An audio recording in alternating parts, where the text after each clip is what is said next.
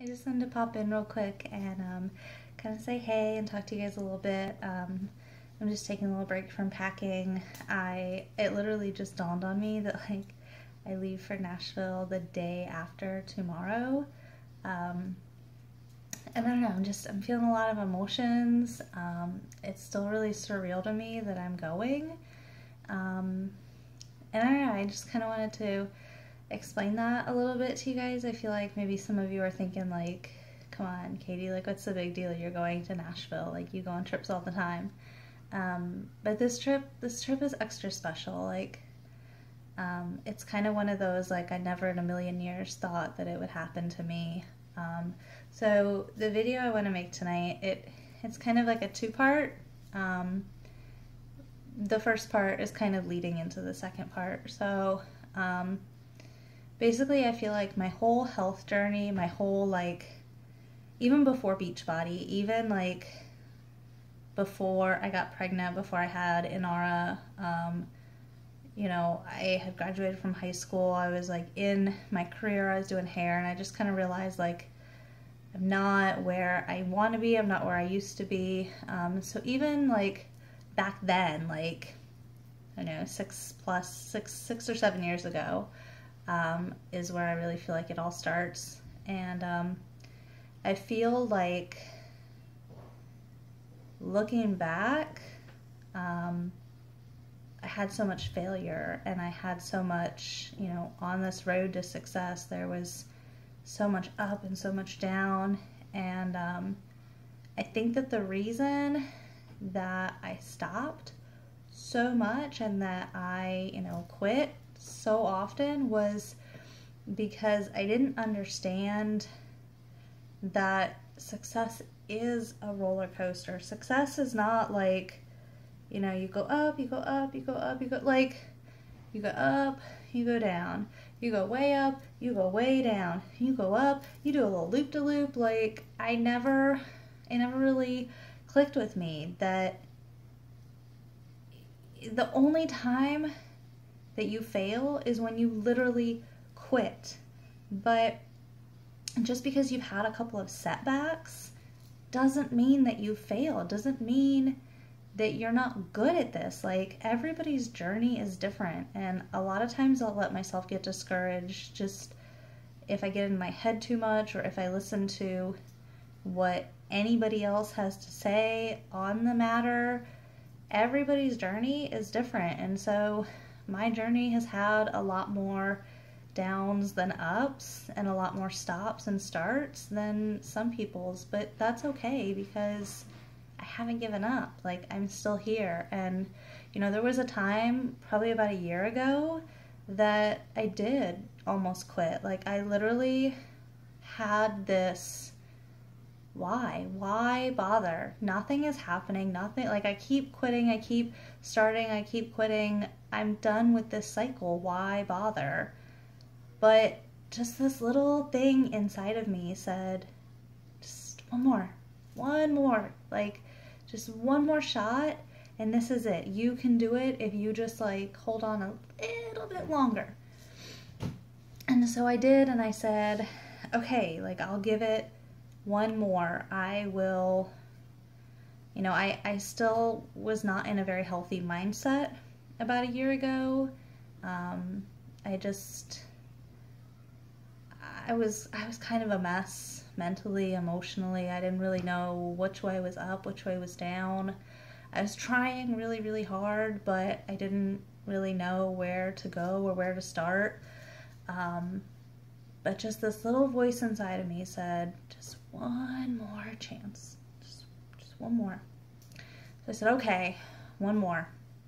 And this was also right about the same time as Summit last year. And so, you know, when I first got into coaching, I saw everybody, they were going to Las Vegas, and so I knew about Summit, I knew what it was, and I wanted to go, but when it dawned on me and I realized, you know, I can't afford it, it's not going to happen, I was very jealous. I was very mad at myself, mad at the situations that I was in, mad at just everything that I couldn't be there.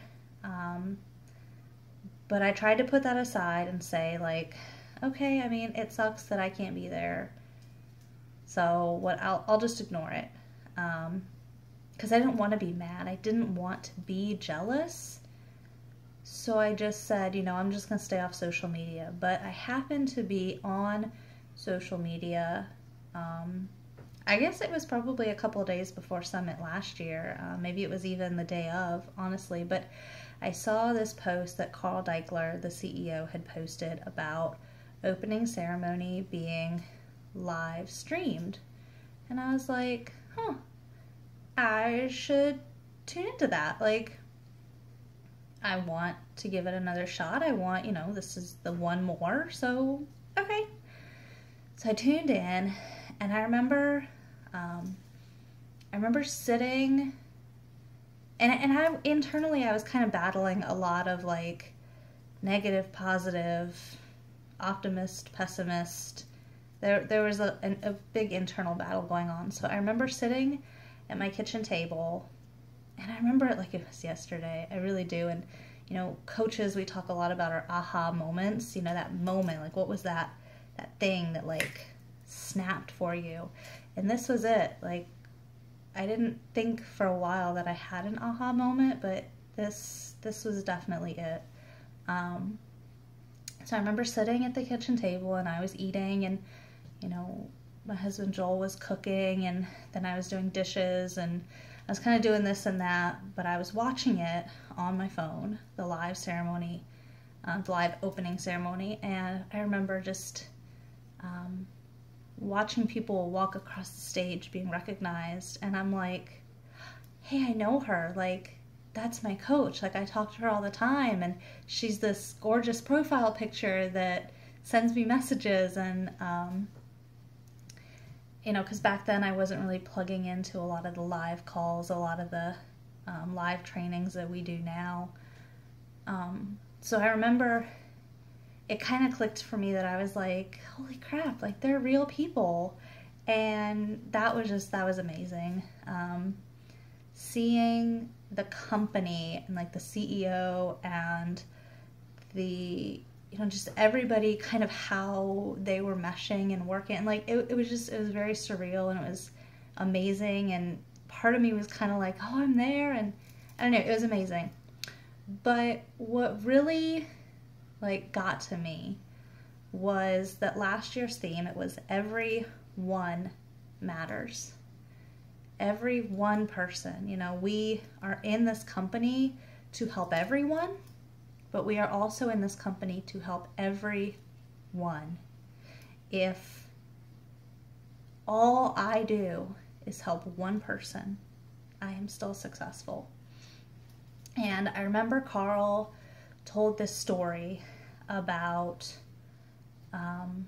this lady who was walking on the beach after this epic storm had just washed up hundreds and hundreds and thousands of starfish onto the beach, and the water had come back out, and there was just miles of beach covered with starfish that couldn't get back out into the ocean.